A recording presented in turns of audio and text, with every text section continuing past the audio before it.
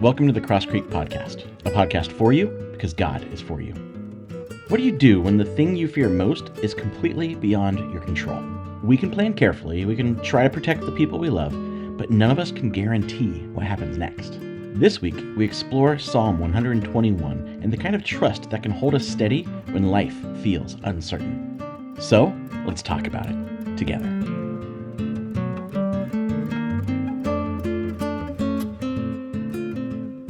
So we're continuing our series when you don't know what to pray.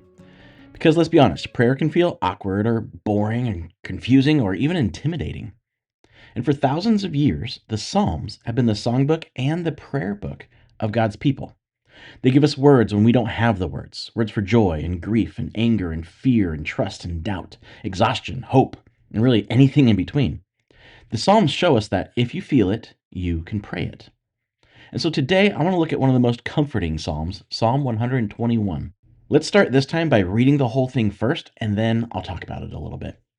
So this is Psalm 121. I lift my eyes toward the mountains. Where will my help come from? My help comes from the Lord, the maker of heaven and earth. He will not allow your foot to slip.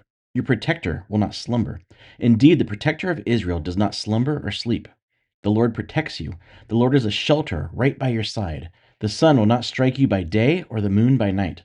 The Lord will protect you from all harm. He will protect your life. The Lord will protect your coming and going both now and forever. And that's beautiful, isn't it? But when I sat down to study this passage for this week, beautiful wasn't really what came to mind.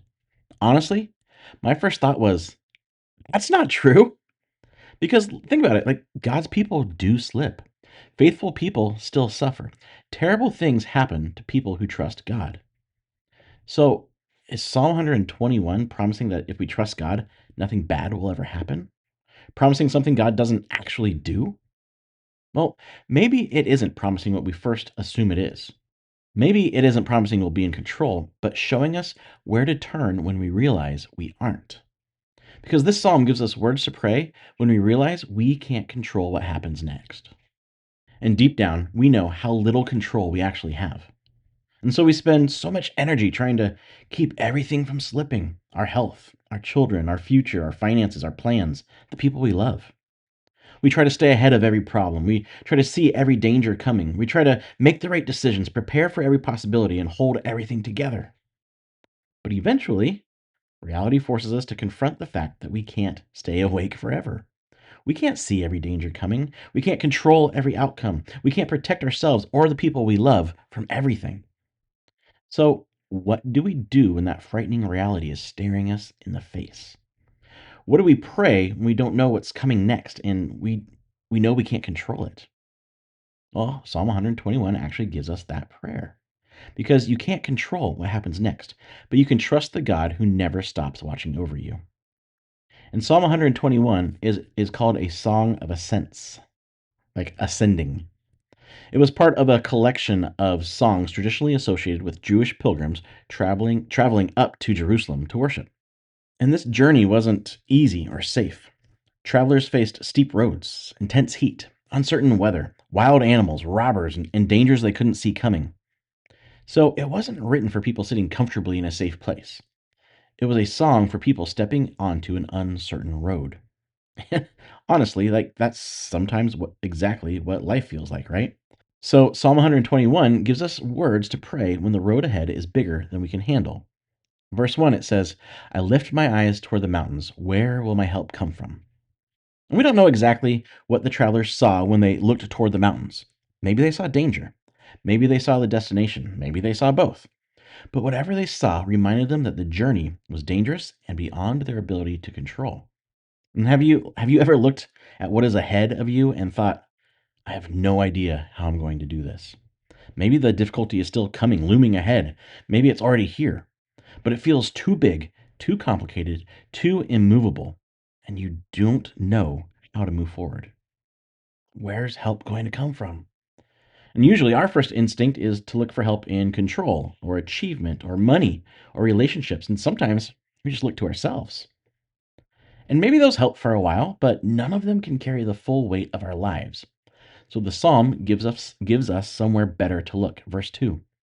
My help comes from the Lord, the maker of heaven and earth. Our help comes from the infinitely powerful creator and sustainer of the cosmos, the one who made everything we're so desperately trying to hold together. See, the one who created the mountains is not intimidated by the mountains in front of you. But here, honestly, here's how my mind works.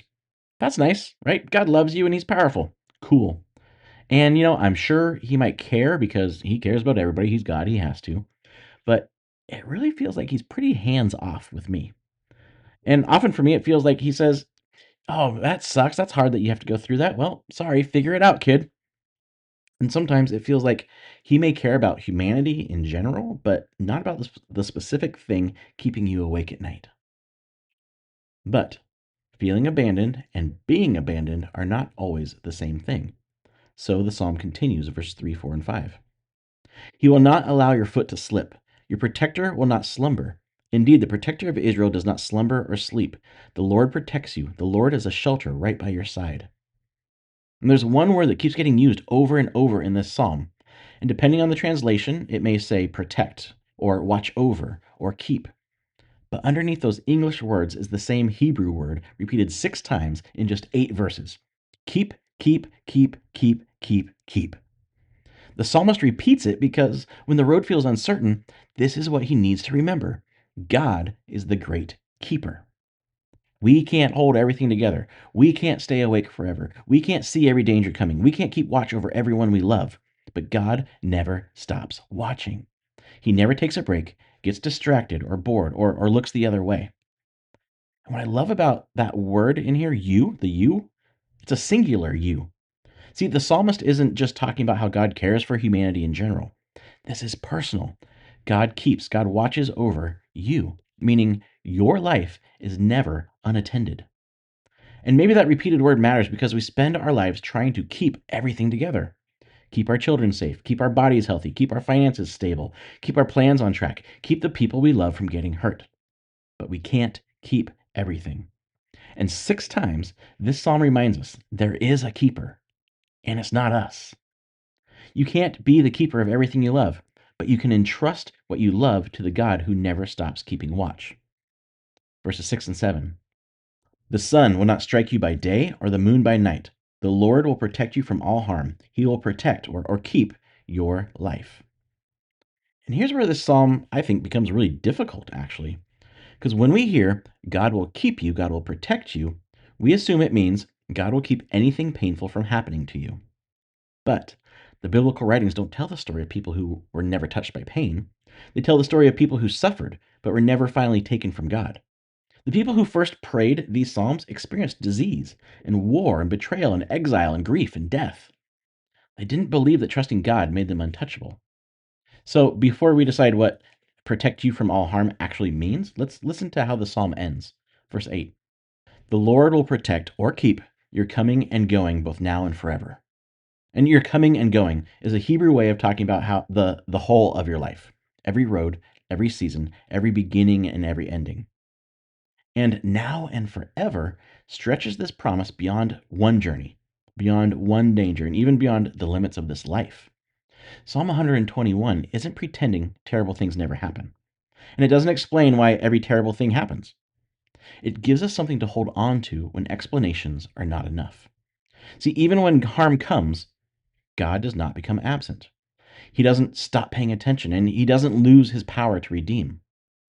See, God's promise isn't that you'll never be harmed, it's that no harm can ever separate you from him. It won't get to define you, it won't get to possess you, it won't get the final word over you. God will keep your life. Harm may wound you without winning you. Suffering may change your life without claiming your life. Death may touch your life without having the final word over it. So being kept doesn't mean being untouched. It means that whatever touches your life still belongs to the all powerful, all loving keeper. See, if God keeps you, God protects you, means nothing painful can ever happen to you, then the life of Jesus disproves Psalm 121 completely. God didn't keep Jesus from betrayal, violence, suffering, or death. So was Jesus not being kept? Had God looked away? Had evil finally won? Well, on that Friday 2,000 years ago, it definitely looked like that. The cross looked like the failure of God's protection. But then Sunday came, and God raised Jesus from the dead. And the resurrection revealed what the cross had hidden. Jesus had never stopped belonging to the Father. Evil could wound him, suffering could crush him, death could try to take him, but none of them could keep him. God didn't keep Jesus from the cross. God kept him through the cross and raised him beyond it. God's protection doesn't mean harm will never touch us. It means harm will never own us. Like we said last time, suffering doesn't get the final word. Evil doesn't get the final word. Death doesn't get the final word. God does. So when suffering comes, we trust that God's keeping is deeper than our circumstances and stronger than death. See, you can't keep everything from going wrong, but you are kept by the God who never stops watching over you. So think about it right now. What are you trying to keep safe? What situation is keeping you awake because you think everything depends on you? Maybe your health, maybe it's your future, maybe it's someone you love. And you're trying to anticipate every danger, make every right decision, and prevent every possible outcome. Well, Psalm 121 doesn't tell you to stop caring. It invites you to stop pretending that you're God. You can love someone without being able to control what happens to them. You can act wisely without carrying the illusion that everything depends on you. You can do what is yours to do without carrying what only God can carry. And you can sleep because the great keeper doesn't. So here's my invitation this week. When you're overwhelmed by fear and grief or responsibility, the unknown, keep it simple. Pray, God, keep me. Keep me when I'm afraid. Keep me when I can't see the road ahead. Keep me when I'm trying to control what I can't control. Keep me when my strength gives out. And then add, and God, keep them. Keep the people I love when I can't be there. Keep the people I worry about when I can't fix what they're facing. Keep what I cannot keep, because I don't see the whole story. I don't know what happens next, but my help comes from you. So keep me, keep them, keep us. And sometimes we can't personally say with confidence, God is keeping me. Sometimes the road feels too dangerous. The mountain feels too big. The fear feels too loud. So sometimes we need someone beside us to say, God is keeping you. I needed someone to remind me of that this week, even when I couldn't see it or feel it. And think about it, what if we became the kind of community that does that for each other? Not people who pretend life is easy, not people who throw simple answers at complicated pain, but people who can gently remind each other, you might not see it right now. You might not feel it right now. You might not even believe it right now, but you are not alone. You are not forgotten. You are not unattended. God is keeping you. And maybe that's part of what it means to be the people of Jesus in a fragile world. We walk the dangerous road together. We remind each other where our help comes from. And we speak this blessing over one another until we can believe it again. May the Lord keep you.